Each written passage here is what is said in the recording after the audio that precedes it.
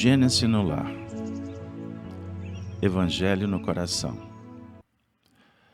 Mais um momento especial em que nos reunimos em torno da mensagem viva do Senhor da vida. Agradecemos pela oportunidade, pelo dom da vida, pela reencarnação, pelo lar, pela família, pelo convívio com os bons espíritos que nos tutelam, que nos envolvem nesse encontro. Agradecemos a visita daqueles corações que vêm aprender conosco, que possamos todos construir um momento de crescimento, de intercâmbio nas faixas do bem. Pois bem, minhas amigas, meus amigos, eu gostaria de agradecer o apoio, a presença de vocês junto conosco. Vamos iniciar a semana trazendo o tema na experiência diária.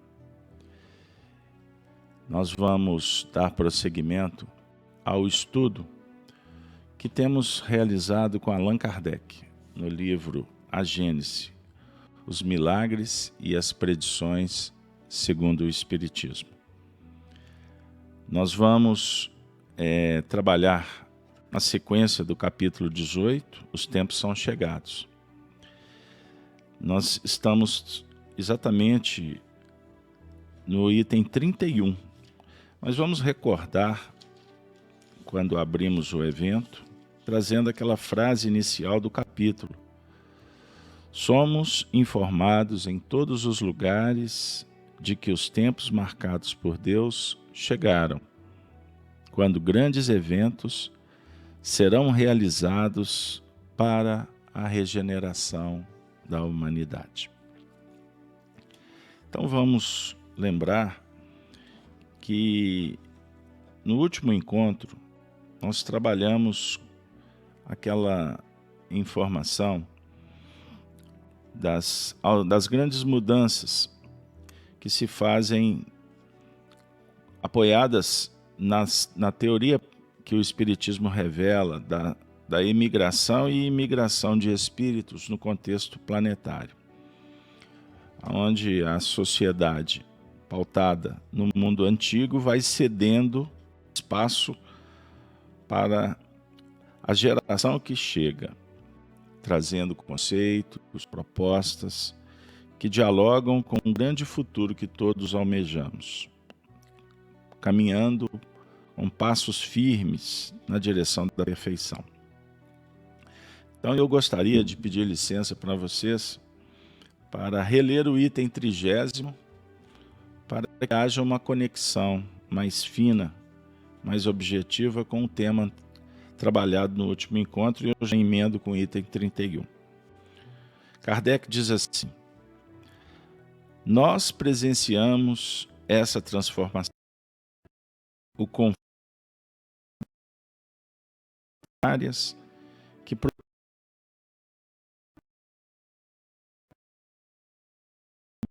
do passado, outras com a do futuro.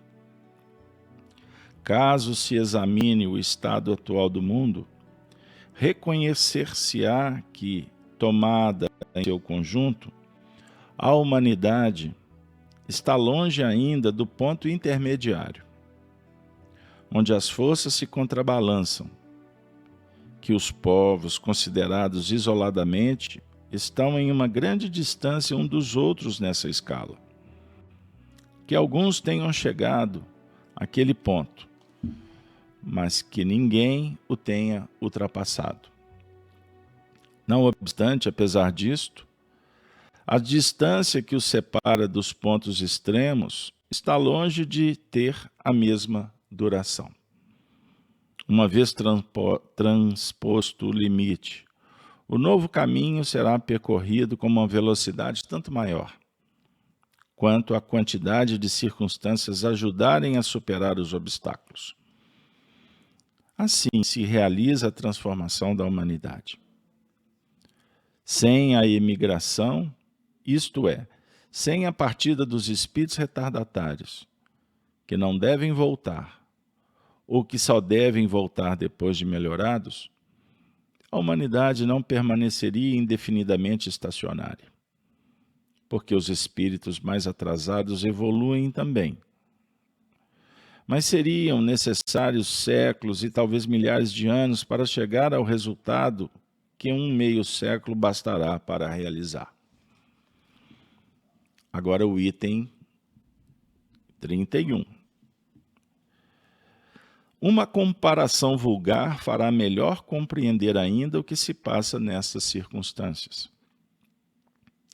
Suponhamos um regime composto em grande maioria de homens turbulentos e indisciplinados, os quais ocasionarão sem cessar uma desordem, que a severidade da lei penal terá muitas vezes dificuldade para reprimir. Esses homens são os mais poderosos, porque são os mais numerosos.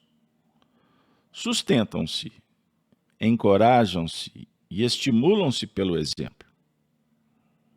Alguns bons não têm influência sobre eles, pois seus conselhos são desprezados e sofrem com esse contato por serem ridicularizados e maltratados.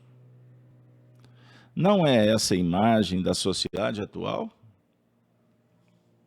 Suponhamos agora que se retirem esses homens do regimento, um a um, às dezenas, centenas, sendo substituídos gradativamente por igual número de bons soldados, incluindo aqueles que tenham sido expulsos, mas se transformaram. Depois de um tempo, será o mesmo regimento, mas transformado. A boa ordem sucedeu à desordem. Assim será a humanidade regenerada. Como é bom receber um esclarecimento tão certeiro, né? Tão objetivo, para que a gente possa compreender os fenômenos que vão se desenvolvendo na humanidade.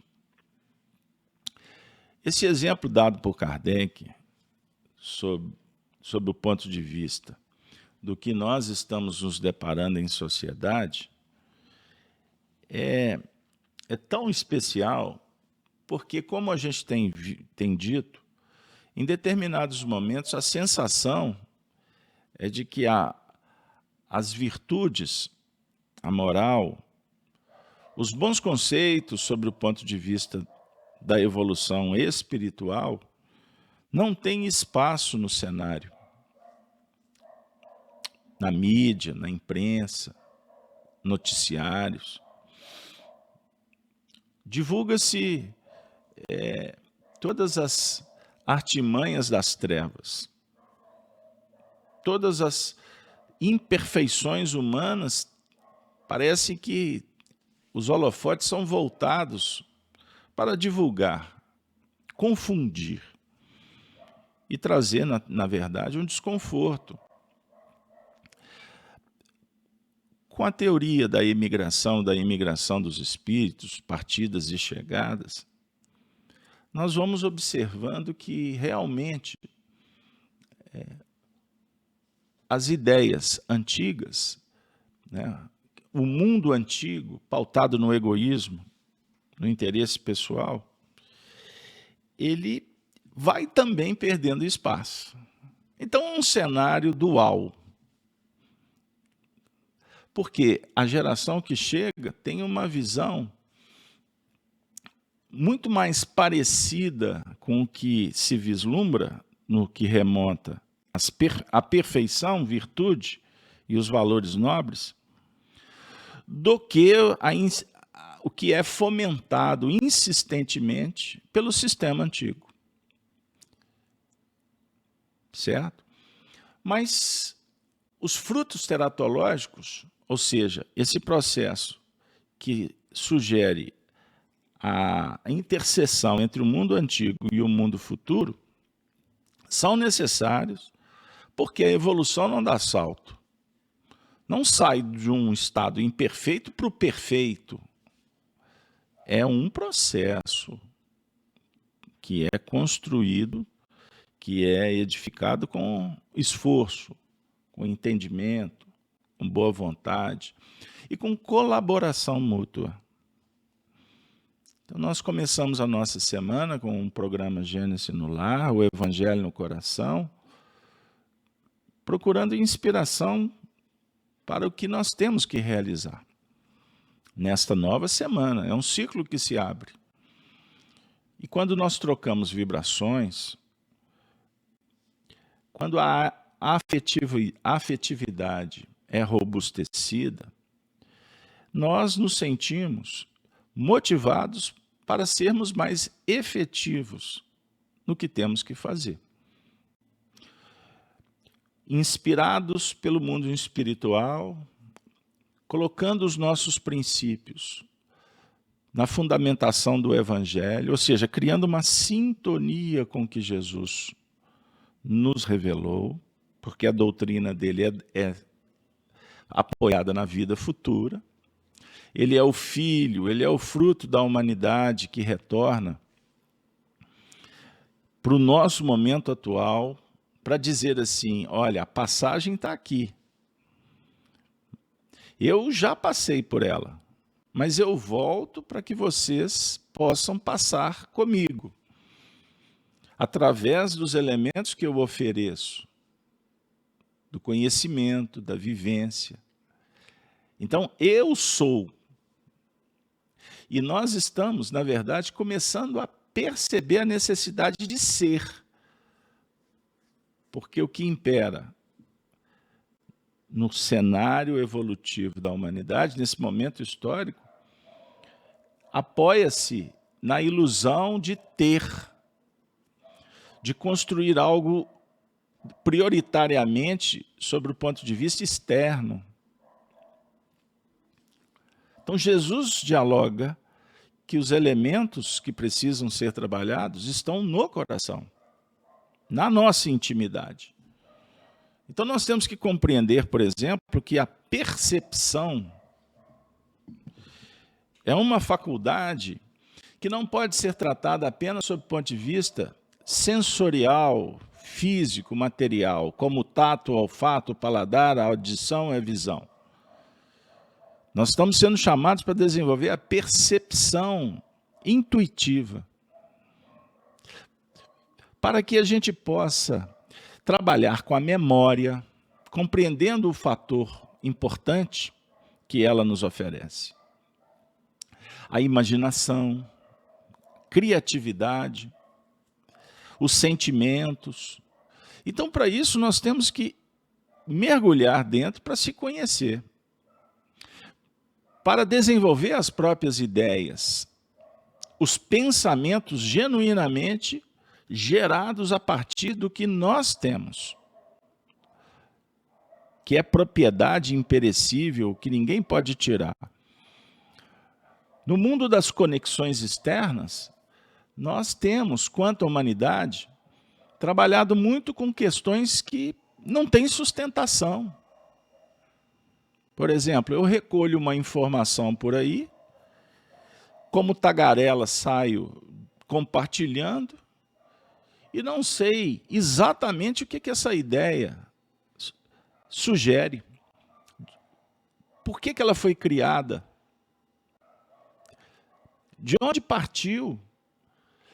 Então, na verdade, a gente discursa, sem que essa ideia nos seja própria, que nos remonte a uma memória profunda, a uma experiência que traz um fundamento eterno.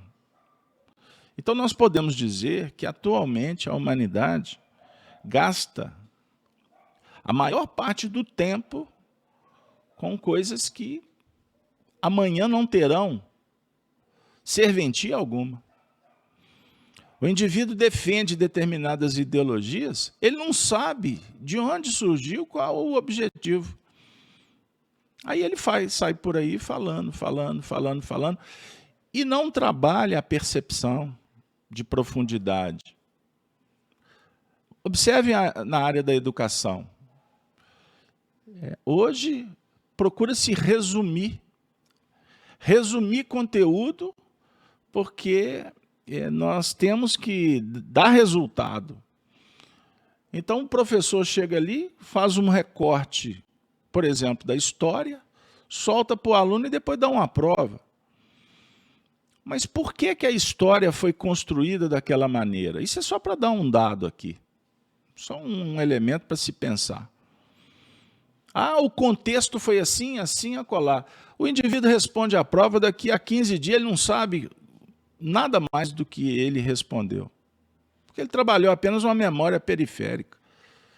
Mas os fundamentos filosóficos do conteúdo não são trabalhados. Então, repetindo, nós encaixamos em determinados setores e julgamos ter sabedoria, mas, na verdade, nem conhecimento nós temos. Nós estamos simplesmente, como um jogo de ping-pong, rebatendo bola que chega. Aí você adquire uma habilidade aqui, põe um efeito. Para quem jogou ping-pong sabe. Dependendo de como você bate na bola, ela pega um efeito ou você engana.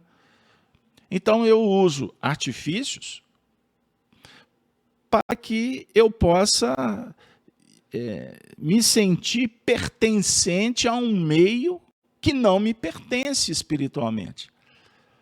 Porque o que vale é o pertencimento sob o ponto de vista da afetividade, da aquisição de experiência que possa fundamentar, trazer um piso para que eu prossiga em busca da sabedoria.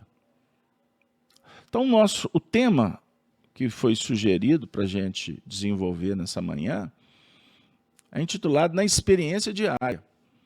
A dizer o seguinte, que nesse cenário de grandes mudanças, nós estamos sendo convidados para que a nossa escolha se faça voltada para o que realmente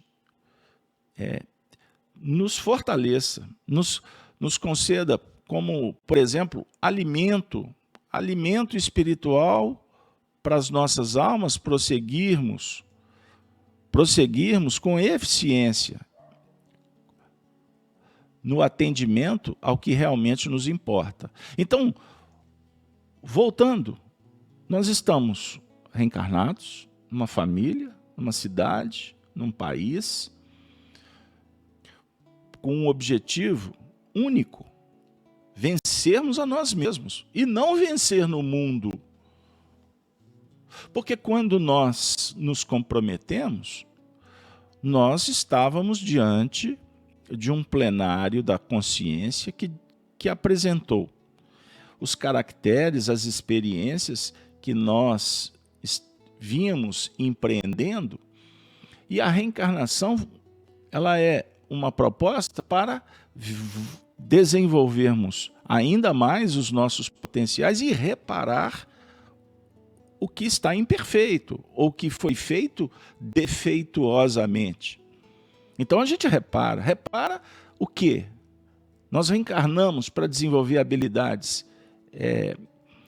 apenas sob o ponto de vista social? Não. A relação com o mundo é um departamento, mas o princípio fundamental que nos comprometemos abraçando-o é desenvolvermos moralmente. Esse é o progresso que nos interessa.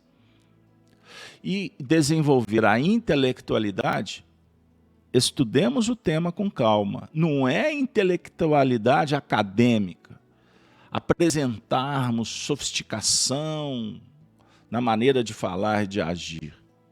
Isso é um engodo. Por isso é que a gente se depara com experiências narradas por espíritos que foram suprassumo da inteligência terrena, mas chegam no mundo espiritual falidos. Porque usaram a inteligência apenas sob o ponto de vista do ajuste no contexto encarnatório para se dar bem. Não. Não é isso que nos importa mais. É sermos inteligentes nas percepções. E percepção, repito, intuição, com profundidade.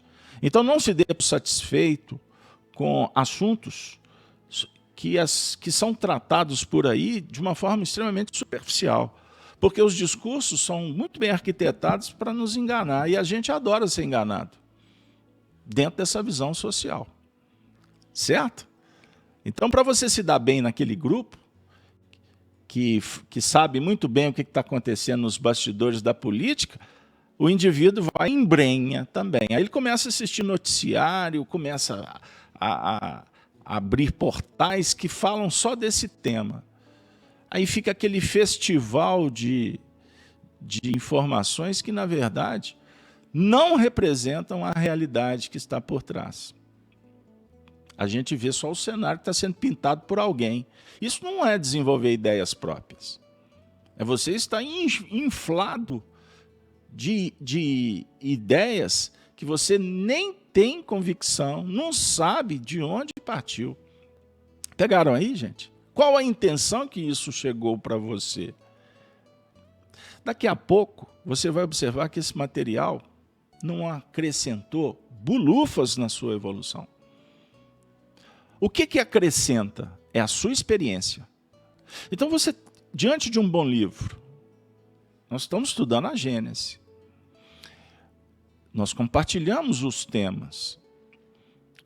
Mas como você pode transformar essas informações em elementos eficazes para a sua evolução?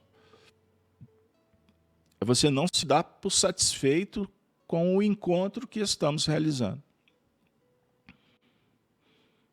Ficar ouvindo apenas, não. Pega esse material, vai para um lugar à parte, medita sobre ele, elabora por que Kardec escreveu, qual o objetivo, aonde que ele queria chegar, e sobre o efeito prático. O que esse material pode significar para a minha mudança? Isso ninguém vai te contar, não vai ser palestra espírita, não vai ser frequentar a religião, seja qual for, com toda a sua importância. Não. Não é ouvindo a opinião de terceiros. É você pegar esse material e trabalhar meditando sobre ele, abrindo as suas percepções. E não dá para você ficar fazendo isso nessa dinâmica rotineira, consumista, em que a gente fica, inclusive, aprisionados no relógio, no tempo, num tempo que é virtual. Comece a pensar que você é o ponteiro do seu relógio. E esse ponteiro tem que se movimentar a partir das suas conquistas, das suas ideias, do seu conhecimento. Porque grande parte da sociedade, o relógio, o ponteiro, é movido por interesses externos. Que pode ser dos espíritos que não querem o nosso progresso, que pode ser de ideologias esdrúxulas, superficiais do know-how, do egoísmo, do consumismo, da vaidade. Pode ser tudo isso. Ou do seu próprio passado, que ainda nos matricula naquele portal de imperfeições que nós cultivamos durante um bom tempo. A mensagem do Evangelho é pródiga, porque ela chega de uma forma muito sutil.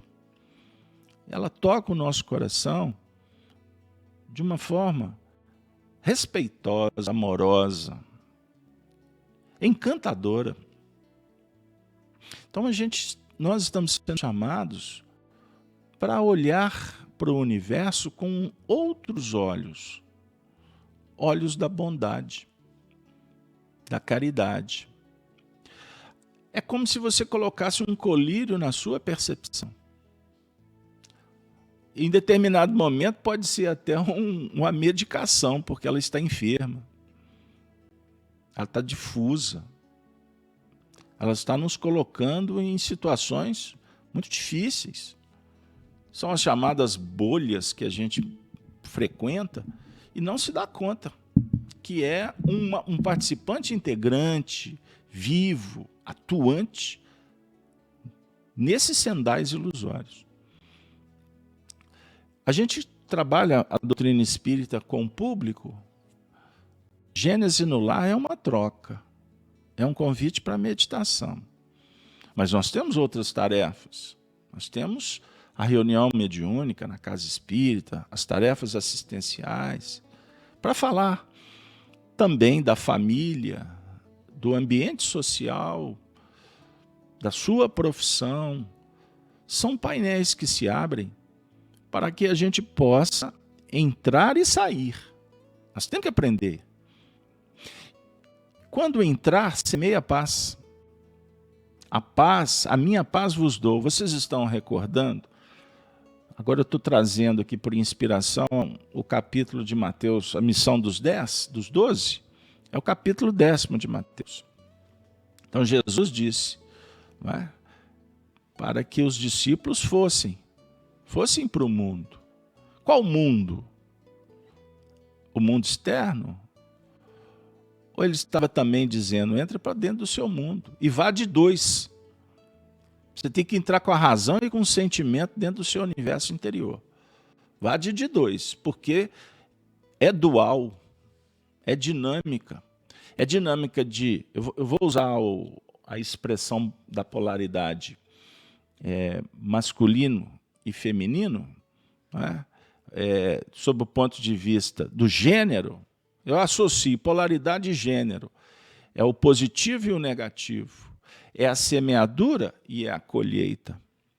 É o momento de você falar, é o momento de você também silenciar no mundo íntimo e procurando, como Jesus disse, levando a paz. A minha paz vos dou. E na casa que tu entrardes, a paz do Senhor se faça. Se essa casa não receber, recolha a paz de volta, limpa a sandália, tira o pó, sacuda e continue o seu trabalho. Então o evangelho é amor, evangelho é eficiência, evangelho é empreendimento, evangelho é um diálogo com os sentimentos nobres, com as virtudes. Perceberam? Então, o tempo todo, nós somos chamados para exercitar isso. Então, quando você tiver um pensamento, procure analisar por que esse pensamento surgiu. Faça esse exercício 1000 vezes, se for necessário. Memoriza, dialoga com você mesmo. Tire a essência, isso vale, isso não vale? Por que não vale? O que eu posso levar dessa experiência? Ou seja, se entregue, viva tudo que te visitar. Não é? E aí nós temos tantos desafios que aí a gente vai por uma questão natural, é consequência. Aos poucos você, ao invés de falar muito, você passa a ouvir mais. Perceberam? Porque você começa a ter material suficiente para observar que o grande lance é metabolizar, é vivenciar, é regenerar, é o que está proposto para a humanidade. Acontecerá com a humanidade regenerada. Então, ou seja, temos que começar por nós mesmos. E é o que nós estamos fazendo nesse momento tão especial que o Senhor da vida nos oportuniza. Então eu gostaria de trazer o nosso mentor, amigo, benfeitor Emmanuel, numa lição belíssima que conclui o nosso encontro. intitulada Na Experiência Diária, do livro Segue-me, psicografado por Francisco Cândido Xavier. A lição diz assim: isto vos mando, que vos ameis uns aos outros. Emmanuel faz um recorte do versículo. Fala de Jesus, que está em João 17. Olhem, vamos mergulhar no texto, no contexto, no coração. Emmanuel diz assim: sem compaixão, o amor não entraria em parte alguma, a fim de cumprir a divina missão que a sabedoria da vida lhe atribui. É necessário, entretanto, que a compaixão se desloque do ambiente dos que sofrem para atingir também o círculo dos que fazem o sofrimento. Compadecer-te-ás dos que se afligem sob o guante da penúria. Todavia, pedirás igualmente a Deus ilumine quantos se apaixonaram pelo supérfluo, esquecendo os que carecem do necessário. Estenderás as socorredoras mãos aos que tombam sob os golpes da delinquência. No entanto, solicitarás a misericórdia dos céus a benefício dos que promovem o crime,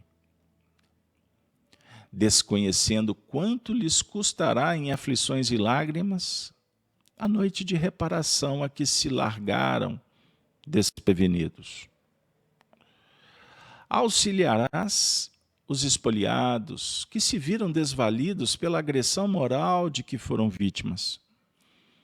Contudo, exorarás o amparo do Senhor para quantos lhes armaram as ciladas de angústia, ignorando que articularam armadilhas de expiação contra si próprios.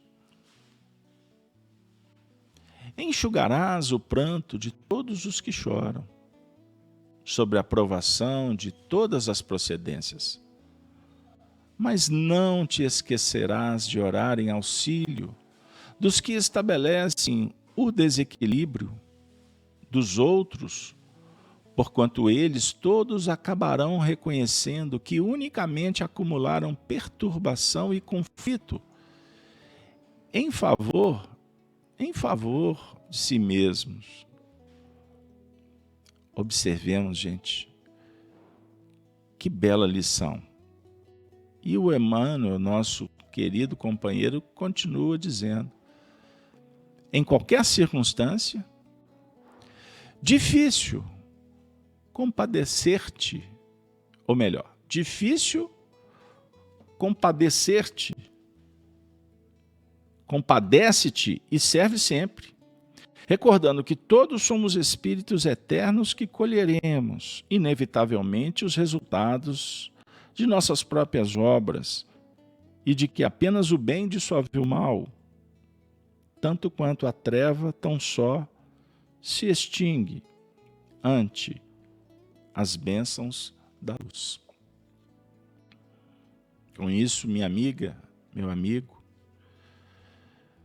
diante do cenário de luz e treva que está dentro da gente, e estamos descobrindo isso, e também no ambiente em que nos encontramos, por exemplo, nas mínimas coisas, uma fala maldita, uma fala que destrói, que parte de um coração querido, que a gente tem, por exemplo, a oportunidade de conhecer um pouquinho por estar convivendo há anos, conseguimos identificar em alguns momentos que esse ente querido se torna porta-voz das trevas. Até as calamidades públicas que são promovidas e a sociedade consegue identificar os protagonistas. Calamidades que geram miséria, cárcere, sofrimento para um número expressivo de pessoas. A definir o seguinte: em qualquer quadro que a vida nos revela, como cristãos, conectando-nos com esse mundo novo, com essa era da regeneração, que possamos diminuir a carga de condenação, ampliar a percepção, conseguir ver os painéis com um pouco mais de profundidade é a dica. Mas isso não é suficiente. O que vai nos trazer realmente elementos que favorecem a nossa evolução são os bons sentimentos. Trabalhar a bondade para com todos. Desde aquele que está sendo apenas instrumento do egoísmo, das rupturas, que eu gosto de falar muito das coisas práticas, porque o cristianismo é muito próximo da filosofia estoica, e o estoicismo é um diálogo da filosofia com o dia a dia. O cristão no mundo é aquele que associa a mensagem do Cristo com a prática, em cada momento. Então, se nós estamos ocupando uma posição que foi por nós solicitada e a providência divina nos concedeu, devemos, por uma questão de inteligência, apoiados na virtude da humildade e da gratidão, agradecer e trabalhar no sentido de não perder a oportunidade. Faça uma prece quando identificar que um irmão está caindo, que um outro está caído. Mesmo que ele não perceba, faça a sua oração. E caso a vida indicar que você deve agir, haja respeitosamente, sobre o ponto de vista mais ostensivo. Mas se a vida, inclusive o semelhante, não está disposto a receber o benefício, agradeça a Deus por você estar identificando. E aí você continua o atendimento espiritual ao semelhante, pedindo a intervenção divina. Que apareça um mensageiro que tenha mais competência para articular, para favorecer o bem-estar deste companheiro. Isso é agir com inteligência e com humildade. Porque muitas vezes a gente se apoia na vaidade de querer resolver o problema do outro. E nem sempre nos compete. Sobre o guante de uma expressão mais efetiva, mais de resultados. Compreenderam, pessoal? Sabe aquela história que a mamãe fala assim, o filhinho, eu falei a vida toda. Quando ele tiver a casa dele, ele vai ver o tanto que é importante ser organizado. Aqui eu tentei, ele não aprendeu. Um dia ele vai casar, um dia... Olha, aí a gente estaremos percebendo como que Deus prodigaliza o bem para todos, através das circunstâncias. Então, este que está caído, ou que está em via, recordemos que nós um dia estivemos em baixa, em queda. E graças a Deus hoje, não vamos dizer que estamos em pé, mas estamos tentando estar eretos, caminhando firmes, resolutos, focados no objetivo que queremos alcançar. E a dignidade sendo a nota que só a experiência diária de todos os instantes pode nos garantir. Eu queria agradecer a sua presença, as vibrações, agradecer aos nossos amigos espirituais pelo benefício espargido nesta manhã e que nós possamos ter uma semana de bênçãos. E assim nós vamos nos despedir com a saudação dos cristãos dos primeiros tempos. Ave Cristo, Ave Cristo, Ave Cristo. Bom dia para todos, pessoal.